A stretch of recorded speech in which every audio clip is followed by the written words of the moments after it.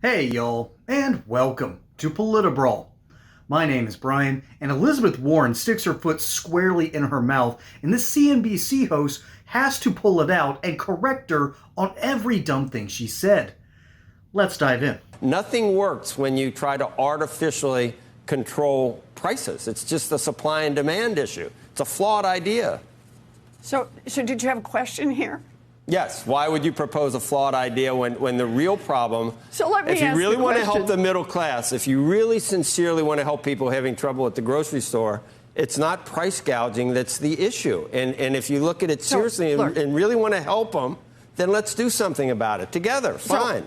I understand if you want to do a lecture about this, but you remember we all talked about egg prices. You end up with something like this giant egg producer, Cal-Maine. And Cal-Maine raises the price of eggs. Their profit margins increase by 718%. That's not just passing along costs. Senator, and that is a time that's sophistry. Your example on Kraft. Your example on Kraft is even worse. You finished first.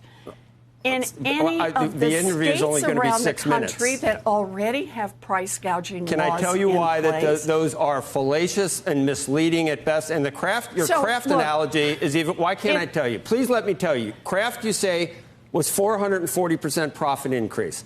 The example you used, the prior quarter from the year before, they had a charge of $1.3 billion, an accounting change which wiped out profits. Then they earned what they normally. Let me finish now. They earned. You didn't let me finish. Look at the data. Come on. It is part of the problem when you've got companies that are gouging consumers on prices. Consumers need to know they've got somebody on their side. Senator, and listen, we're trying to help. We're trying to actually do. Where are you in the 37 states that currently have price gouging laws? Just quickly on that point, Senator Warren, this is Kelly here. Can I just clarify how this would work? This is the way you never lose an argument, because no one can ever say anything back to you, Senator. The state price gouging laws. Let's go back to Cal-Maine, because avian flu caused the destruction of 40 million eggs.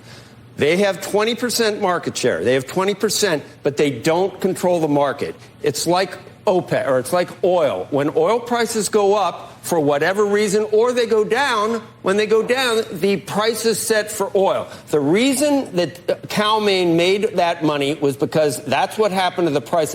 The next quarter, they went down in half. They lost 50% of the profits from the last one. They don't set that price. That's and neither do. The Exxon does not set the price of oil. So when Exxon has $80 or $100 a barrel, yes, they make record profits. When there was a pandemic, their profits went to almost zero. Now, it's just the way it is. And to think that the government can decide when prices are too high or too low, the grocery chains have a 2% profit margin. How about Apple with 50% or 40%? How do you decide? This is not the government's place to do these things. It's a fool's errand. And it also is you're using it to divert the real cause of inflation over the last 4 years, which was because you had demand after the pandemic, which obviously, there was a lot because we reopened. And all of a sudden there's supply chain issues, and the demand is juiced by all the stimulus from the IRA and all the other spending that we did.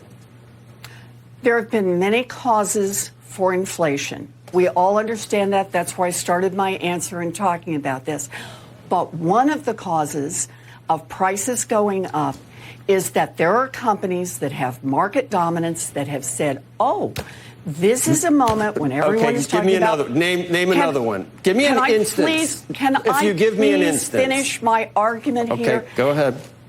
That they have gone on earnings calls and said over and over, inflation has been very, very good. Go listen to the earnings calls from the CEO of Chipotle, who says this is an opportunity not to pass along costs. This is an opportunity for us to raise prices beyond passing along costs and increase our profit margins. What the academic studies... I let you finish. We've done this before, and we're going to have to agree to disagree. I think that the way that the United States came out of the pandemic.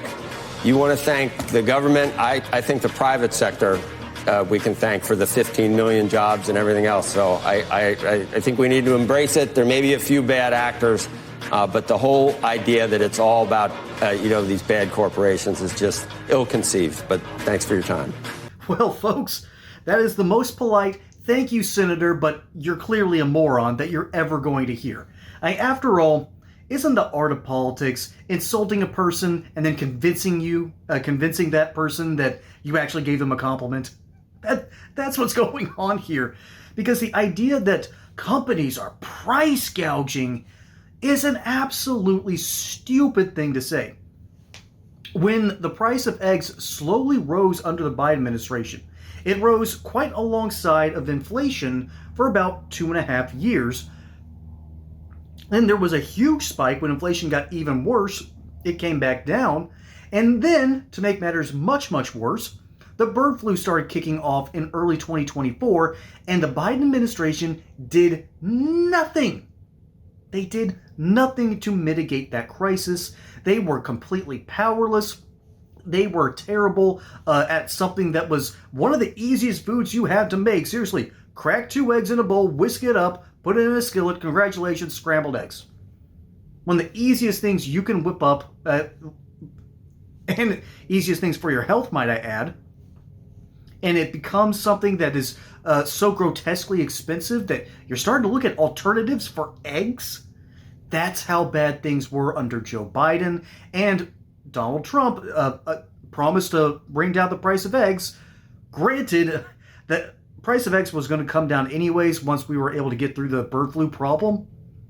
But the fact that we have just gone through major lockdowns in 2020, we had the scare of the Ebola virus in the early 2010s,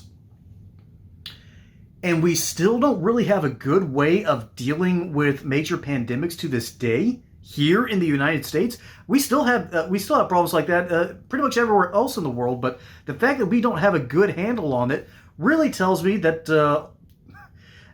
we're either deeply incompetent or there are things that are just outside of our control.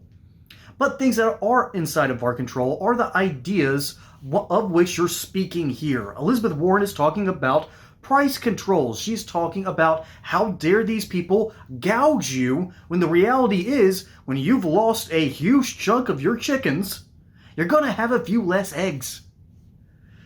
After all, isn't there an outage you don't count your chickens before they hatch? Elizabeth Warren, by the way, is not a dumb person, even though she's espousing a dumb opinion. Elizabeth Warren knows exactly what she's doing. She knows what she's doing. She has tried to grift alongside the Democrat Party, but she's realized that there's a certain way she has to talk to her voters. And I was listening to a video this morning, and it all of a sudden made a lot of sense.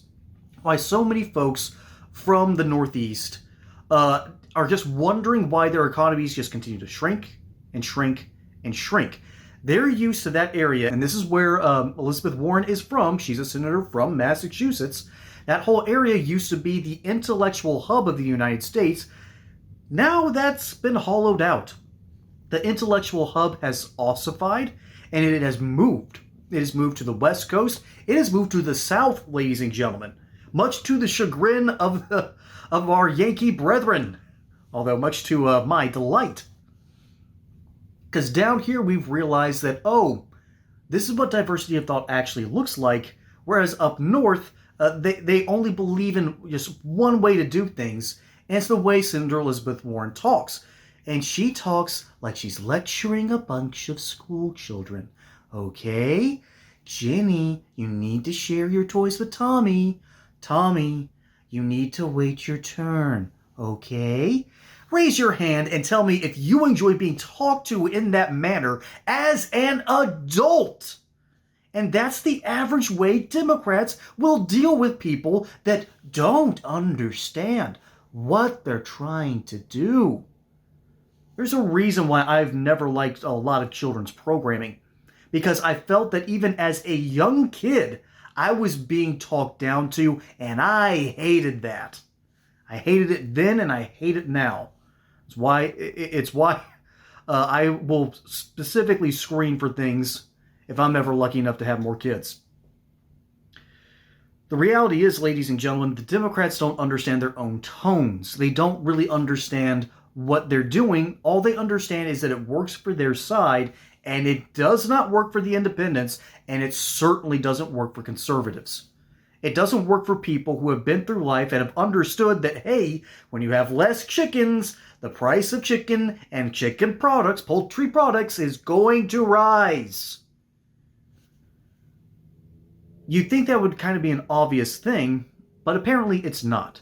It falls in that weird midwit category, where if you say something really basic like less chickens, higher prices, and then someone on that spectrum says, no, that's not the way it's supposed to work. It's supposed to work like this, and it's this whole text wall of nonsense. And then you get to the other side of the IQ bell curve, and you get to your 125s, your 130s. Yeah, supply and demand. It's worked for centuries. That is exactly what's going on here, and that's very typical of Republican politics. Say basic thing.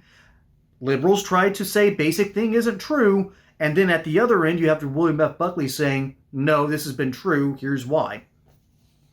And Democrats keep on falling into that midwit trap. And when you fall into the midwit trap, it's very tough to break out. That's what I think is the real travesty of what's going on here, because we've had the economic discussion before. We have seen egg prices return to somewhat normalcy, and we have had, once again, a full understanding that supply and demand is a thing, and Elizabeth Warren doesn't want to admit it is, because if she does, it's an admission that something is outside of her power and therefore should not be regulated. And Democrats love to regulate what they don't understand. But that's what I think. Let me know what you think down in the comments below. My name is Brian. Hope you enjoyed that segment here on PolitiBrawl. Don't forget to like and subscribe. Catch you on the next one. And until then, y'all have a good one.